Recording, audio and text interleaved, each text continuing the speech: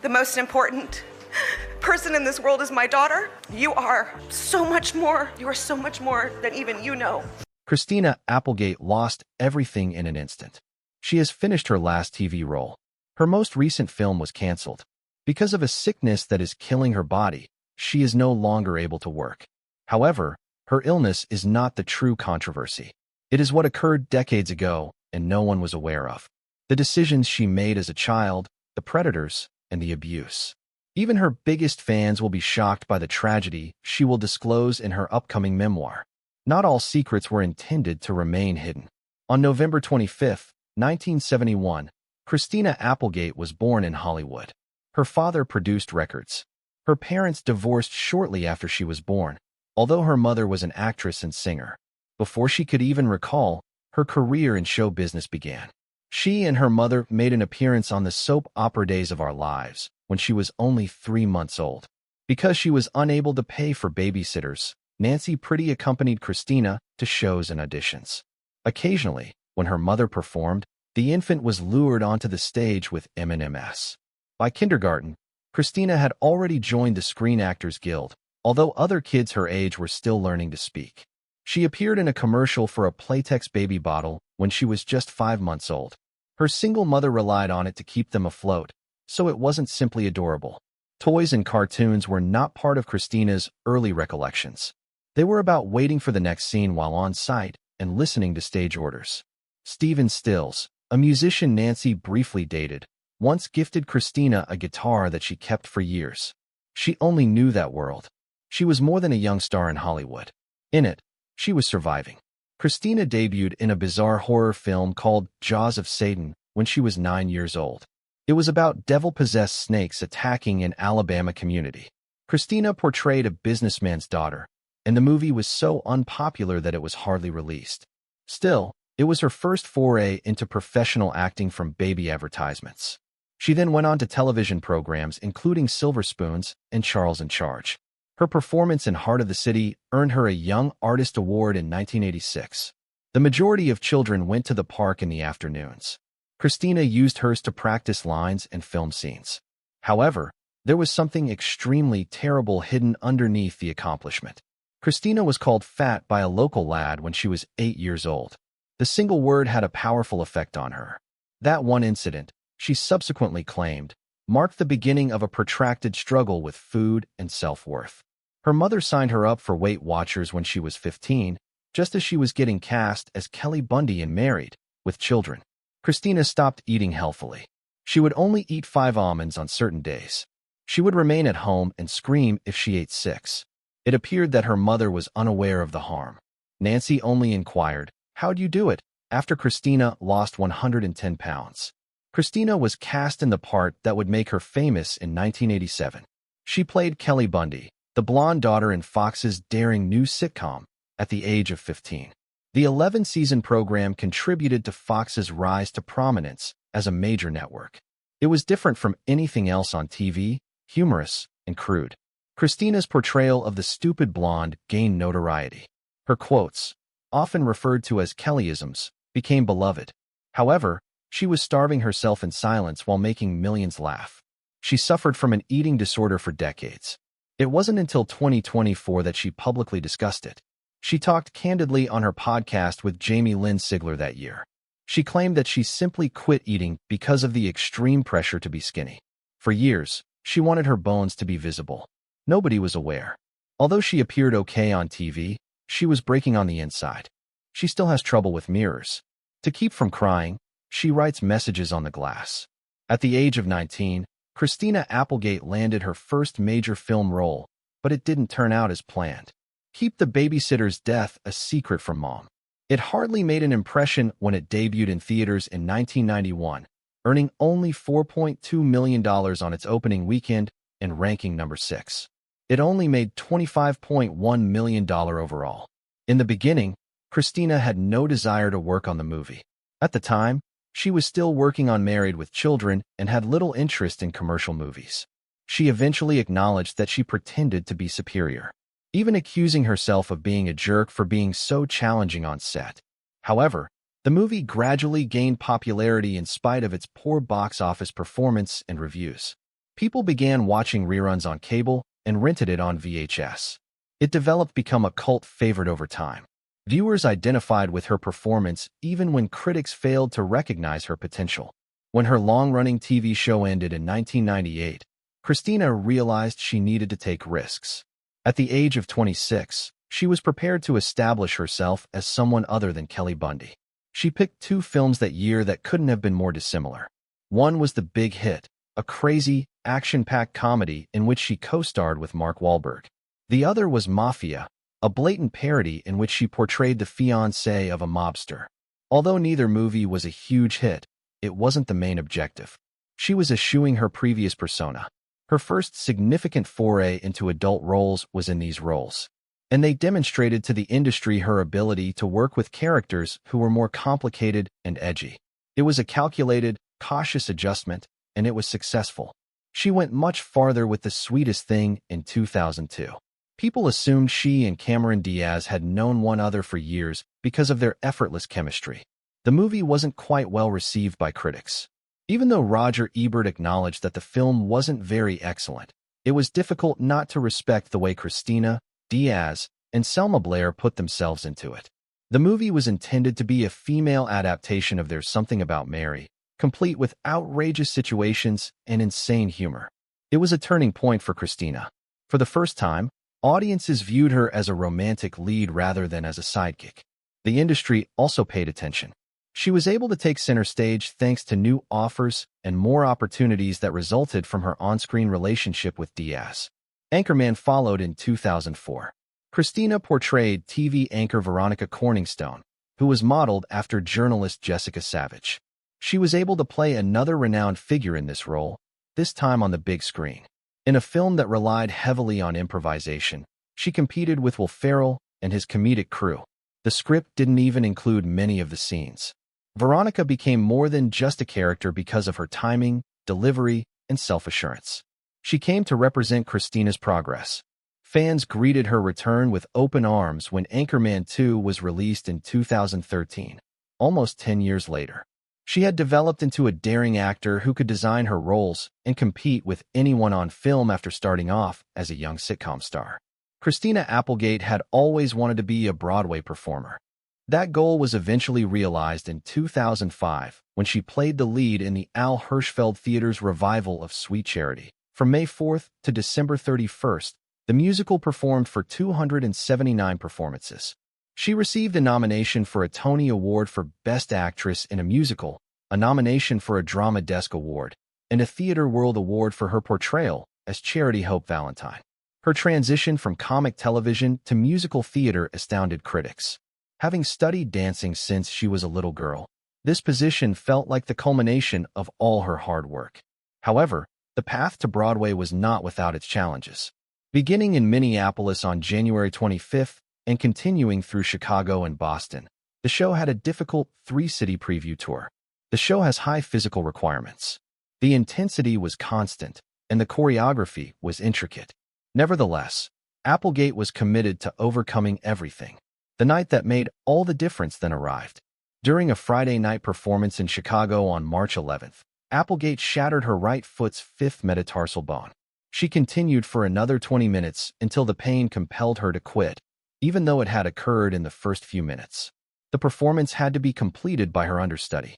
2 days later, Applegate persuaded producer Barry Weissler to keep the play going on Broadway, despite the producer's initial refusal.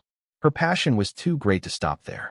To support her injuries, she wore special ankle-length tan medical boots when she returned on April 18th. She started wearing these boots on stage. They reminded her of what the show was costing her, but they were also vital. Despite the pain, she continued to dance. Her body was telling her otherwise, but she didn't want to give up. It became out that her foot was permanently damaged. Applegate acknowledged in 2013 that she was no longer able to dance. She had always wanted to go back to Broadway, so she said it with regret.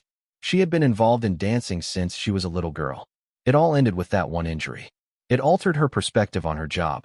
Even though she occasionally danced when she could, she was no longer able to pursue the physically demanding parts that she had formerly enjoyed. She was honored to earn a Tony nomination, but it was painful as well. It demonstrated that she had made it to Broadway. However, It followed the injury that put a stop to her dance career. Dennis O'Hare, her co-star, gave her flowers on opening night and told the crowd how much she deserved to be on stage. The guts and effort it had taken for her to get there were encapsulated in his comments. Jonathan Schack and Christina Applegate appeared to be a match made in heaven. After dating since 1997, they were married in Palm Springs on October 20, 2001. Although everyone believed it would last, there was a problem behind the scenes. Schack filed for divorce in December 2005. In August 2007, it was finalized. Christina kept the Lexus and the houses in Los Angeles. Schack took a Buddha statue and a Mercedes with him. Neither sought assistance, but the subsequent events were even more depressing. He fell into a dark place, according to Schack. He resorted to casual sex, drugs, and booze. God seemed to have deserted him. Instead of ending in rage, their 6-year romance ended in remorse and silence. Christina had to deal with something even worse less than a year after the divorce. Lee Grievous, her ex-boyfriend, passed away by himself in his Hollywood apartment. He was just 26. An overdose of heroin was the cause. Near his body, a syringe was discovered. On June 29, 2008, 1 month before his 27th birthday, he passed away. Around 2005 or 2006, while her marriage was failing, Christina had begun dating him. Before he became a photographer, he had worked as a fisherman in Alaska. His drug addiction caused their relationship to dissolve. He has struggled with addiction in New York since he was a teenager. He tried cocaine and other drugs after being expelled from school for using marijuana. After a brief reunion in April 2008, they had broken up by the time of his passing. Christina was devastated. She stated he was an amazing person and that she will miss him terribly. Then she received the news that would forever alter her life. Christina received a breast cancer diagnosis in August 2008. She was only 36. During a regular MRI, it was discovered early. She had been evaluated since she was 30, but she had no symptoms. Nancy Pretty, her mother, had twice survived breast cancer. According to tests, Christina has a mutation in the BRCA1 gene. This indicated that she had an 87% lifetime probability of developing breast cancer. She had a 44% chance of developing ovarian cancer. Christina didn't hesitate when presented with these figures. She decided to have both breasts removed even though only one had cancer. She expressed her desire to stop returning for tests every few months. She desired mental tranquility. Many were startled by the decision. She was just 36. She was a famous performer. Her appearance had always been a part of her job, but she followed her instincts. She was deemed 100% cancer-free a month later. She didn't require radiation or chemotherapy. Although difficult, the surgery had been successful. She later acknowledged that she had screamed and cried at times. Joking that she would have the finest boobs in the nursing home, she attempted to maintain her sense of humor. However, beneath the humor, the suffering was genuine. She used that pain to do something significant in 2009. Right Action for Women is the charity she founded that facilitates the necessary MRI examinations for women who are at high risk for breast cancer. In many cases, insurance does not pay these screenings. Millions have been raised by the charity. In one agreement with Essex, the business promised to contribute at least $100,000 toward the cost of further screenings. Even though it hurts, Christina has persevered in turning her darkest moment into something that could save lives. Christina Applegate made a daring first move when she returned to television after being married and having kids. She played a single mother attempting to improve her life while working at her father's German-themed pub in the 1998 sitcom Jessie. She was portraying two very different women on television because the show ran concurrently with her latter seasons as Kelly Bundy. She was nominated for a Golden Globe for the first time. Despite its brief 42-episode run, the show demonstrated to the public that she was more than simply a one-liner loving youngster. She demonstrated her ability to carry a series and receive the People's Choice Award for Favorite Female Performer. The difficulties faced by her character seemed intimate, as if Applegate was attempting to overcome the legacy of her early notoriety. Then something unexpected happened. She had an appearance on Friends in 2002 as Amy, Rachel's superficial sister. Her performance was remarkable, even though she had never seen the act before entering the set. In 2003, she made a second appearance and won an Emmy for it. She acknowledged on her podcast in 2024 that she had only recently begun watching Friends, 20 years after it was filmed, and that she was shocked that she had won an Emmy for a show she had never even seen. Despite being one of her most memorable parts, she quipped that it didn't feel like work. With Samantha Who, a sitcom about a woman who loses her memory and must discover who she truly is, she gained greater control over her career in 2007. Applegate served as both an executive producer and the film's lead. She was nominated for 2 Emmys and 2 Golden Globes for it. A character in the show was forced to reconstruct herself after everything she knew was erased, making it a symbol of personal growth. Nobody realized at the moment how closely this narrative would resemble Applegate years later. She won the 2008 People's Choice Award for Favorite Female TV Star for the 35-episode series. But it wasn't always that way in real life. A stalker pursued Applegate and her husband, Martin Lanabelle, in 2012. The messages were frightening and violent. "You took Christina away from me," one tweet read. "I will murder you." His head was threatened by another.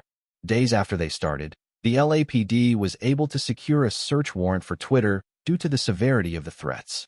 The stalker was never located, but the account was removed. At the time, Applegate already had a young kid.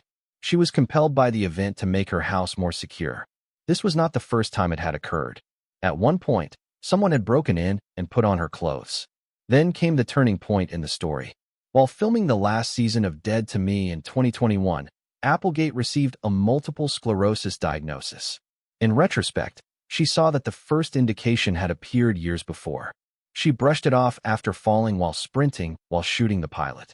Her condition rapidly deteriorated while filming went on. She needed to be wheeled to the set. Even though she couldn't accomplish basic tasks like opening doors, she persevered and completed the season.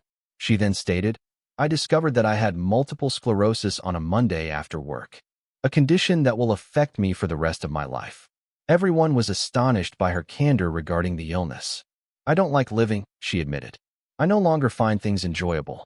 I live in hell," she said of her existence. She put on 40 pounds. She now worries falling in the shower and needs a cane to walk. It can be difficult to hold a phone, open bottles, or simply get out of bed in the morning. There are times when she simply gives up and remains in bed. Her home has become her entire world, and she seldom ever leaves it. In 2023, she developed sapovirus after eating a salad at a restaurant she trusted, which made matters worse. It led to days of severe illness. She went into excruciatingly detailed detail about it.